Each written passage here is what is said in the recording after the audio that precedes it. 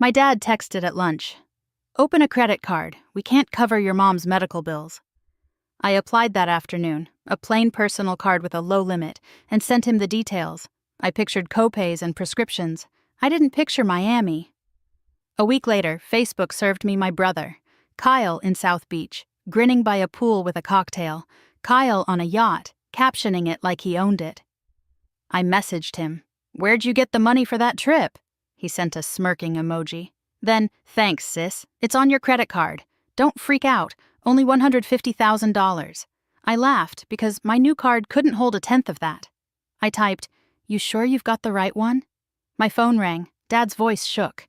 I could hear his breath stutter. "Elena," he whispered. And then he stopped, like the rest would break him. He ended the call without explaining. I live in Minneapolis now, above the Mississippi, running the agency I built from a spare bedroom. I keep money in lanes. The only card with a real limit is my gold company card, meant for client travel and ad buys. That night I logged into the business portal anyway. The balance loaded. My stomach dropped. Miami flights, a beachfront suite, restaurant tabs that looked like rent, a yacht charter, total $150,000 and climbing, every merchant matching the locations in Kyle's photos. How did he even get it? Memory flashed.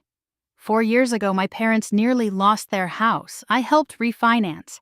Dad co-signed and handled the verification file, the one that listed my accounts in neat rows. Snow drifted past my window, relentless.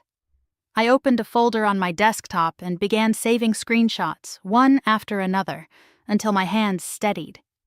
By morning, I'd turned the screenshots into a timeline, each Miami charge pinned beside Kyle's smiling posts. Betrayal loves spreadsheets. I called my corporate attorney, Serena Vaughn, before I could talk myself out of it. Her questions were calm knives. Who had seen the account? Any shared logins, old paperwork? "The refinance file," I admitted. "Dad kept everything." "Then treat this like theft," she said. "Report unauthorized use today. Freeze the card. Start the dispute through your LLC coverage." My throat tightened on the word, but I nodded like she could see me. After we hung up, I phoned the bank. The rep stayed cheerful while she locked the account and read me case numbers. I wrote them on a sticky note and pressed it to my monitor. I warned bookkeeper, canceled tomorrow's client trip, and stared at payroll dates like they were landmines. That afternoon, my cousin Jessa texted from Columbus. She'd moved into my parents' basement after her divorce. Kyle had come home tanned and loud, bragging in the kitchen about no consequences. Jessa swore she heard him laugh into his phone. She'd never report me. She's family trained. Dad called at dusk, steady as a metronome. "Your mother's pressure is unstable," he said. "Don't stir this up. We'll handle Kyle." Handle meaning bury, meaning me swallowing it. I opened a new folder. Evidence. I saved Dad's refinance email chain, Kyle's smirk message, Jess's screenshots, and every transaction log. Then I sent it all to Serena with one line. Proceed. When I finally lay down, the river outside was black glass. My phone lit with Kyle's apology. Too quick, too late. 2 days later, the bank confirmed it. The gold card was frozen. Investigation opened. No more charges allowed. I forwarded the email to Serena and felt my pulse slow. Kyle flew in anyway. He showed up at my building and knocked until I opened the door on the chain. "Lena, please." His voice went soft. "Mom's recovering. Dad said you'd understand. I just needed a break." "A break doesn't cost $150,000, I said. He scoffed. "You're acting like I robbed you."